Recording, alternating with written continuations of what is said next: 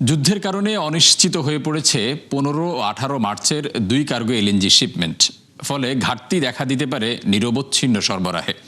অন্যদিকে তেলের মজুদ খুব বেশি না থাকায় দুশ্চিন্তা বাড়ছে বিপিসির। সংস্থা চেয়ারম্যান জানান, যুদ্ধ না থামলে বাড়তি ব্যয়ের চাপ বাড়বে বাংলাদেশের। রাকিব হোসেনের রিপোর্টে বিস্তারিত। দেশের শিল্পায়ন, উৎপাদন বা অর্থনৈতিক কর্মকাণ্ডের প্রায় পুরো ব্যবস্থাই প্রাকৃতিক গ্যাস নির্ভর। কিন্তু চাহিদার সাথে পাল্লা দিয়ে উৎপাদন করতে না পারায় 2018 সাল থেকে নির্ভর করতে হয় আমদানির ওপর।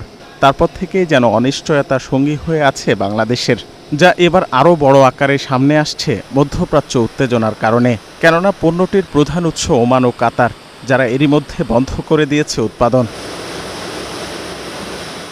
পেট্রোবাংলার তথ্য মতে, দুটি ভাসমান এলএনজি টার্মিনাল থেকে বর্তমানে দৈনিক 95 কোটি ঘনফুট হারে গ্যাস মিলছে।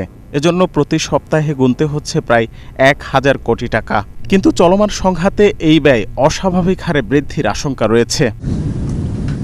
তবে এর চেয়ে বড় দুশ্চিন্তা প্রাপ্তি নিয়ে। কেননা হরমুজ প্রণালী দিয়ে জাহাজ চলাচল বন্ধে অনিশ্চিত হয়ে পড়েছে 15 ও 18 মার্চের 2 কার্গো শিপমেন্ট, যা কাতার ও ওমান থেকে আসার কথা। আমাদের বেশিরভাগ যে দীর্ঘমেয়াদী চুক্তি, সেটা আমাদের কাতার থেকে আসছে। আর যদি সেটা না আসে তাহলে আমাদেরকে স্পট থেকে কিনতে হবে, এবং স্পট থেকে মূল্য বেশি হবে। কিন্তু যেহেতু এলএনজির সরবরাহ ছাড়া আমাদের গ্যাসের মারাত্মক সংকট সৃষ্টি হবে সরবরাহে, সেই ক্ষেত্রে স্পট থেকে আমাদের এই মুহূর্তে কিনতেই হবে। আমরা গ্যাস এবং কয়লা রপ্তানি ঠেকানোর জন্য জীবন দিলাম, আর সেই গ্যাস ও রপ্তানি বন্ধ হলো, হয়রাস আমরা আমদানি নির্ভর হয়ে গেলাম। এইরকম একটা অবাস্তবতা আমাদেরকে গ্রাস করে ফেলল। এইটা সরকারকে রিভিউ করতে হবে। অন্যদিকে জ্বালানি তেলে শতভাগ আমদানি নির্ভরতা থাকলেও মজুদ সক্ষমতা সীমিত, যে কারণে সরবরাহকারী প্রতিষ্ঠানগুলোকে আগামী 1.5 মাসে 21টি চালানের ঋণপত্র দিয়ে রেখেছে বিপিসি। কিন্তু নিরবচ্ছিন্ন সরবরাহ নিশ্চিতে যুদ্ধের মধ্যেই আসতে হবে তেলবাহী সেসব জাহাজ।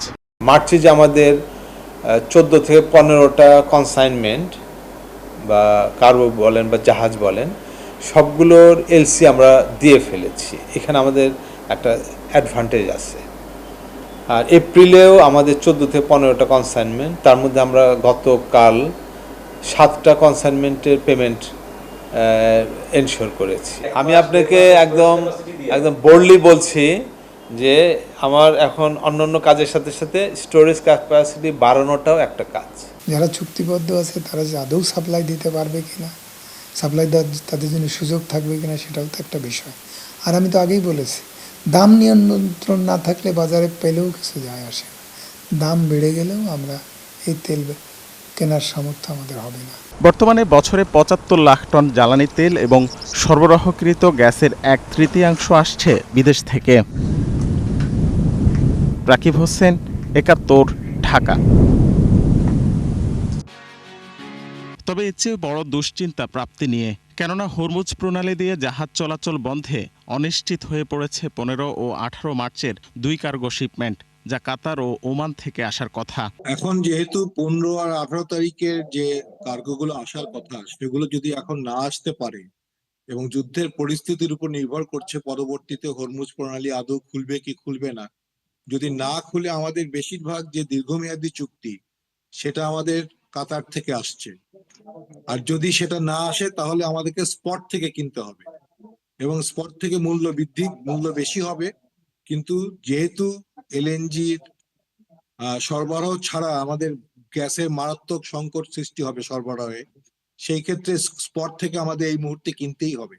অন্যদিকে জ্বালানি তেলে শতভাগ আমদানি নির্ভরতা থাকলেও মজুদ সক্ষমতা সীমিত, যে কারণে সরবরাহকারী প্রতিষ্ঠানগুলোকে আগামী 1.5 মাসে 21টি চালানের ঋণপত্র দিয়ে রেখেছে বিপিসি। কিন্তু নিরবচ্ছিন্ন সরবরাহ নিশ্চিতে যুদ্ধের মধ্যেই আসতে হবে তেলবাহী সেসব জাহাজ।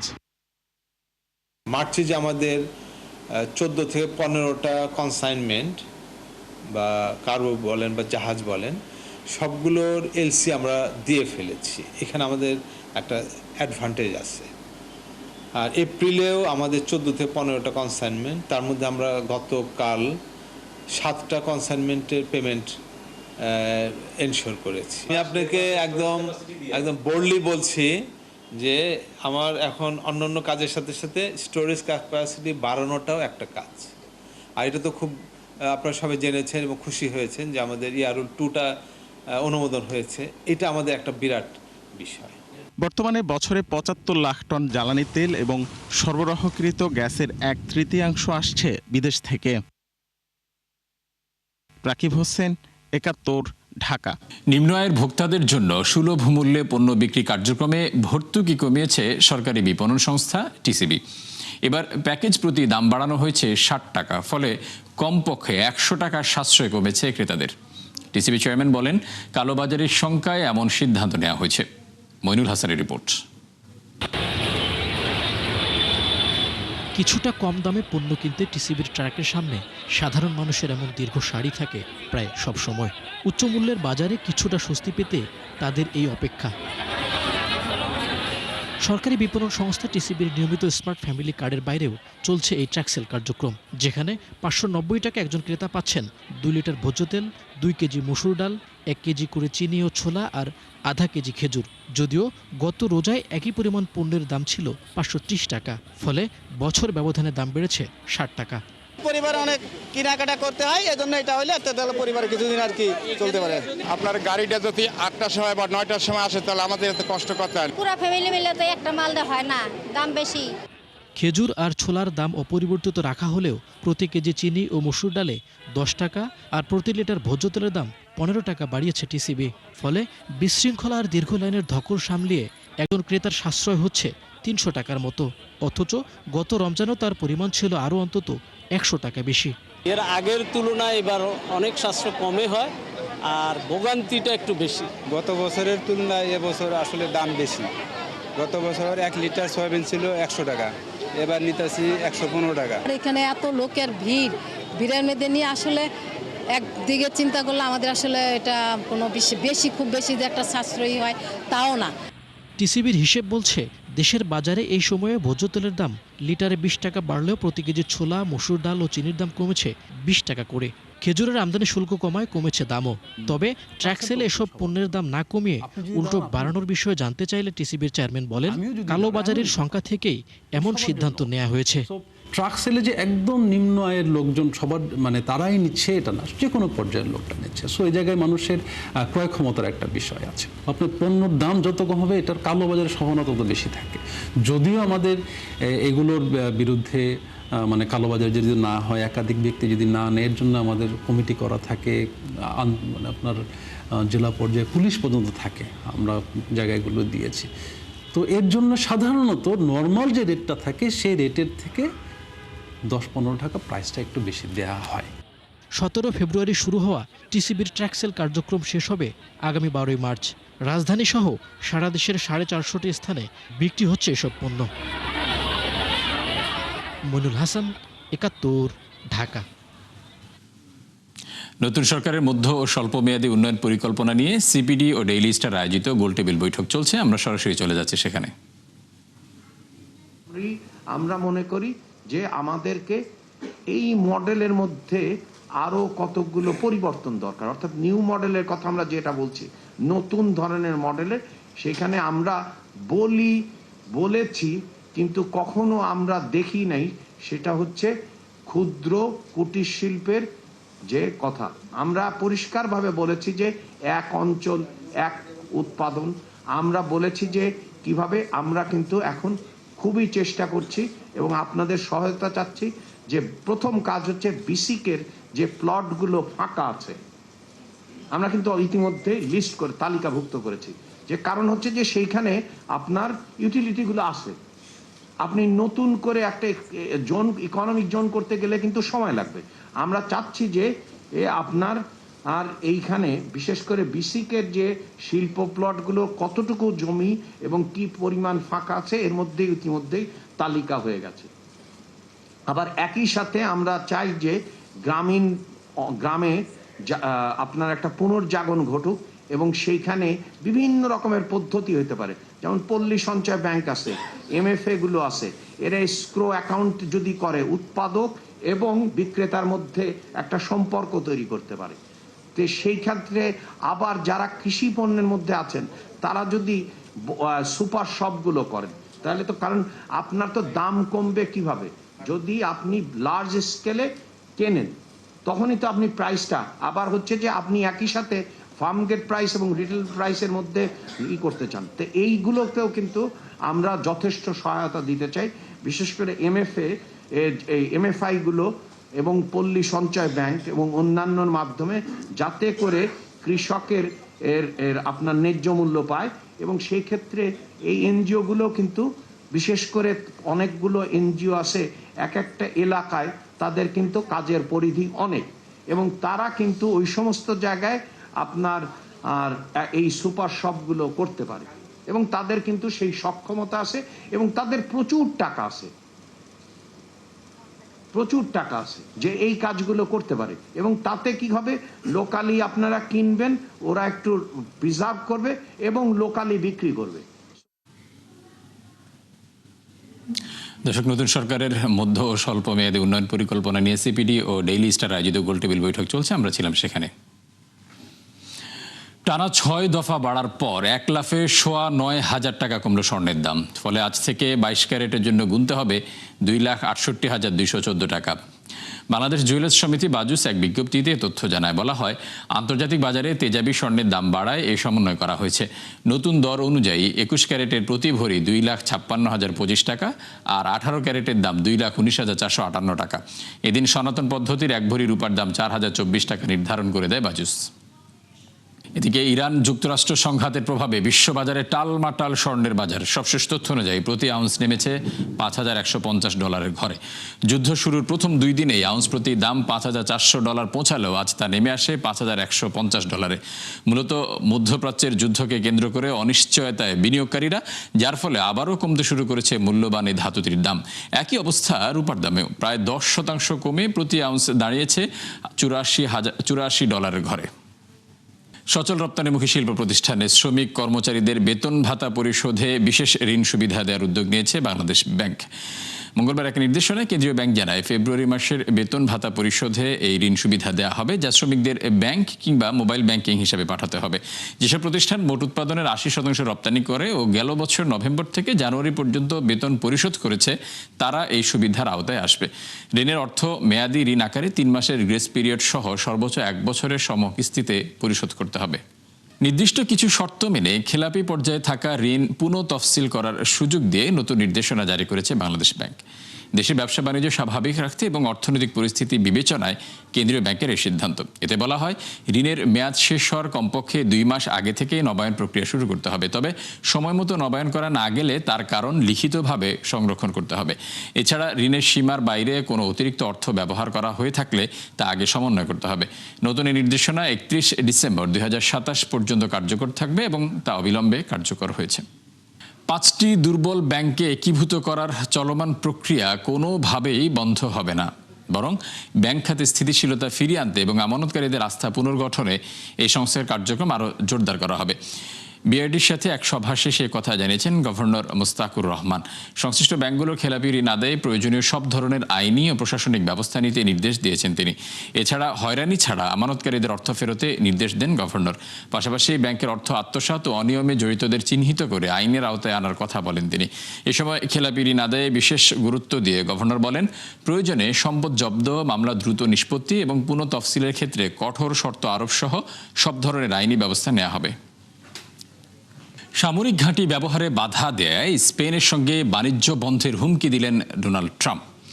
ইউরোপীয় ইউনিয়ন ও ন্যাটো মিত্র এই দেশটি ইরানে হামলার জন্য তাদের সামরিক ঘাঁটিগুলো ব্যবহারের অনুমতি দিতে অস্বীকৃতি জানালে এমন হুমকি দেন মার্কিন প্রেসিডেন্ট। তথ্য বলছে, 2025 সালে টানা 4র্থ বছরের মতো স্পেনের সাথে যুক্তরাষ্ট্রের বাণিজ্য উদ্বৃত্ত ছিল $4.8 বিলিয়ন। সাম্প্রতিক বছরগুলোতে স্পেনে যুক্তরাষ্ট্রের অপরিশোধিত তেল ও তরলীকৃত প্রাকৃতিক গ্যাস রপ্তানি বেড়েছে। ইরান যুক্তরাষ্ট্রের সংঘাত ঠিক কতদিনে বন্ধ হবে সেটি বলা দুষ্কর। তবে কয়েক সপ্তাহের ইঙ্গিত দিয়েছেন মার্কিন প্রেসিডেন্ট ডোনাল্ড ট্রাম্প। এরই মধ্যে ইরানে হামলার প্রথম দিনে যুক্তরাষ্ট্রের খরচ হয়েছে $1.25 বিলিয়ন, যা চলতি বছর দেশটির প্রতিরক্ষা বাজেটের 0.1%। বিস্তারিত নুসরাত মবির রিপোর্টে।